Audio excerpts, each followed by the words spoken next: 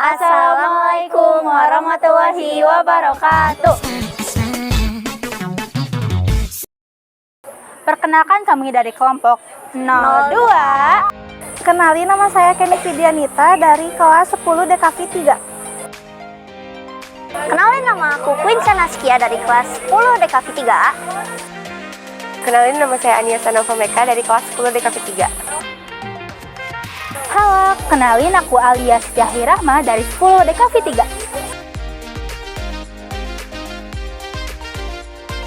Definisi pencemaran lingkungan. Pencemaran lingkungan atau polusi merupakan dampak dari tindakan makanan yang menyebabkan kondisi buruk terhadap lingkungan. Pencemaran lingkungan akan semakin parah seiring meningkatnya aktivitas manusia untuk memenuhi kebutuhan hidupnya. Pencemaran lingkungan dapat disebabkan oleh beberapa faktor. Antara lain ada peningkatan jumlah penduduk, eksploitasi yang tidak dikontrol dengan baik. Yang ketiga ada industrialisasi yang tidak dikelola dengan baik. Yang pertama ada pencemaran air. Pencemaran air terjadi ketika bahan-bahan berbahaya seperti limbah industri, bahan kimia, sampah, limbah domestik masuk ke dalam badan air sehingga membuat kualitas air tersebut menjadi tidak aman bagi kehidupan manusia, hewan, dan tumbuhan. Lalu yang kedua ada pencemaran udara.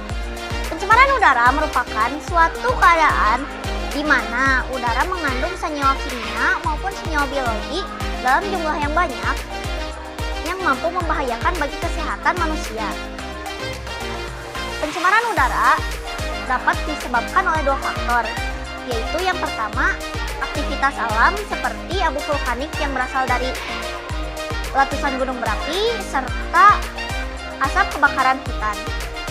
Lalu faktor yang kedua yaitu aktivitas manusia.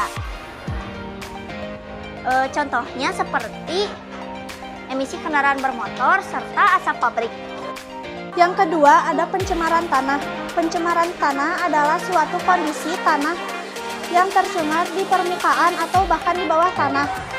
Pencemaran ini disebabkan karena adanya polutan tanah. Dampak pencemaran air dapat mempengaruhi 3 hal. Yang pertama, pada kesehatan manusia. Pada kesehatan manusia ini dapat menyebabkan penyakit menular, keracunan, dan juga gangguan perkembangan. Lalu yang kedua, yaitu pada ekosistem. Akan terjadi banyak kematian biota dan juga kepunahan. Lalu yang ketiga, pada lingkungan sosial ekonomi. Pada lingkungan sosial ekonomi ini dapat terjadi kelangkaan air, penurunan produktivitas, sehingga memicu kerugian ekonomi.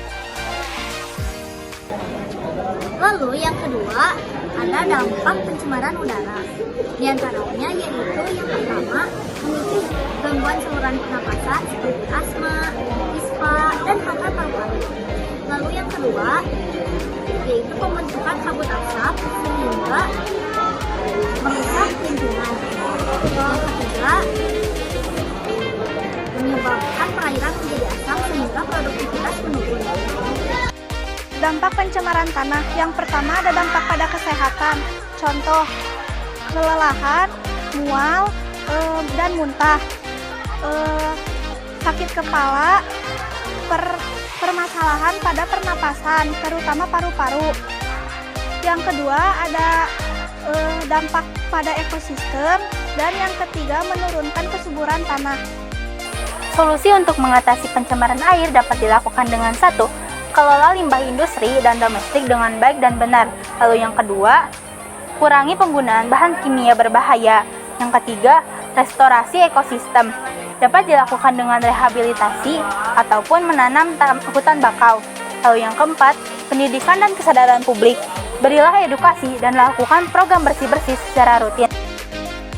Yang kedua ada solusi pencemaran udara. Di antaranya yaitu yang pertama, mengurangi penggunaan kendaraan bermotor. Yang kedua, tidak membakar sampah. Dan yang ketiga, mengendalikan penggunaan energi di rumah. Solusi pencemaran tanah. Yang pertama ada menghindari aktivitas pertanian berlebihan. Yang kedua, mengurangi barang kemasan. Yang ketiga, pencucian tanah. Yang keempat, berhenti membuang sampah di tanah. Kesimpulannya adalah pencemaran lingkungan yang terjadi di bumi disebabkan oleh perilaku manusia, dan seharusnya manusia sadar bahwa mencemari lingkungan dapat berdampak buruk bagi keberlangsungan hidup manusia di bumi. Nah, hanya itu saja yang bisa kami sampaikan. Terima kasih sudah menyaksikan. Jangan lupa like, comment, and share, dan subscribe.